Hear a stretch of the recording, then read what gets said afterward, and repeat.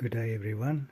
The first flower of an African violet called Champions Flashpoint after its transplant this season.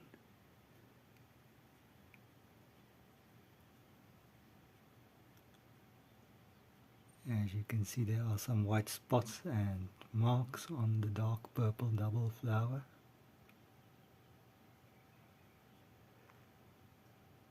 To match this interesting foliage as well, some lighter shades of green on the leaves.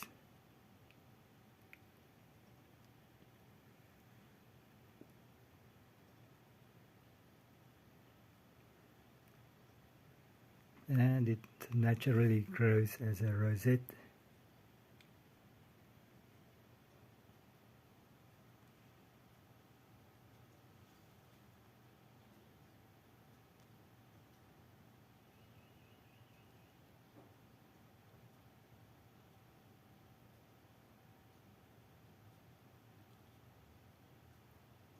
Thanks for watching.